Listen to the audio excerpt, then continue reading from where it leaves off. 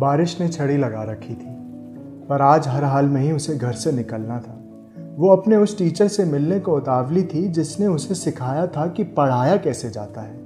खुद को गलाकर, अपना सब कुछ देकर वो अपने जीवन के अंतिम कुछ दिनों को जी रहे थे।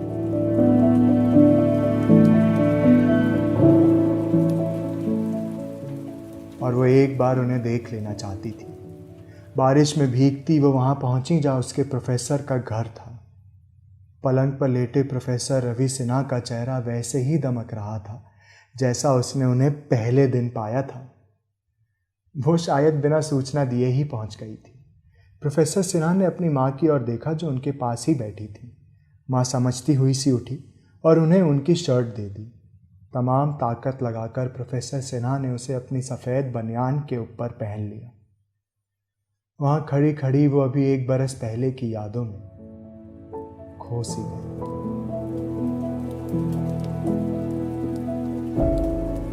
उस दिन भी बारिश ही हो रही थी और उसे आज कॉलेज जाना ही था।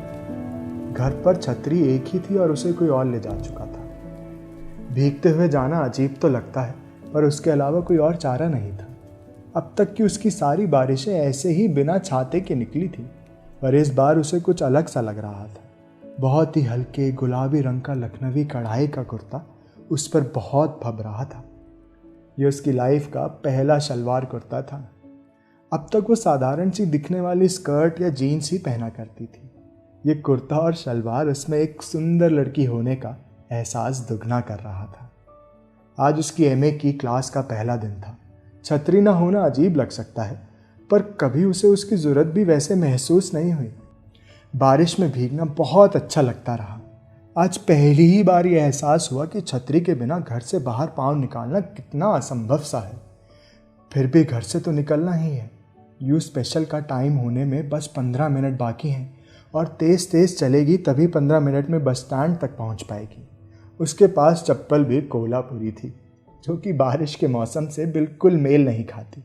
उसने चप्पल पहनी, पास रखे दूध के गिलास से गट गट दूध पिया, बैग टांगा और आवाज़ लगाई, माँ मैं जा रही हूँ, दरवाज़ा बंद कर लेना। और बारिश से बेपरवाह अपनी गुलाबी शिफॉन की चुन्नी को संभालते हुए निकल पड़ी। उसके कदम जल्दी जल्दी उस ओर बढ़ रहे थे जहाँ यू स्पेशल आती थी। तेज़ बारिश में भीगना और पैर से पानी को धकेलते चलना उसे बहुत अच्छा लग रहा था।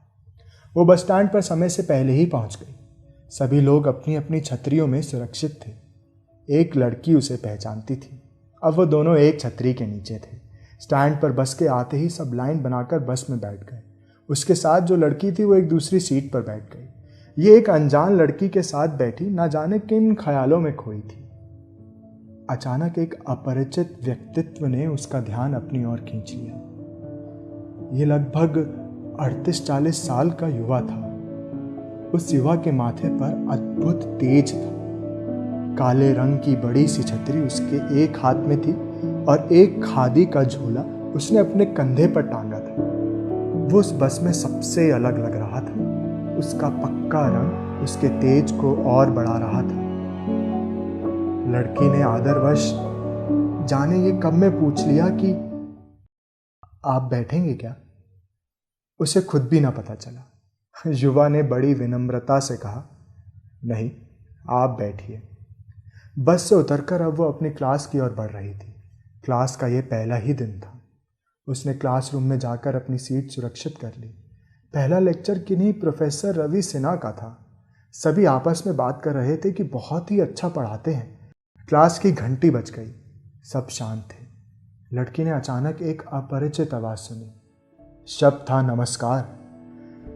ये उसके इस क्लास के टीचर रवि सिन्हा का शब्द था, जो आज सुबह उसे बस में दिखे थे।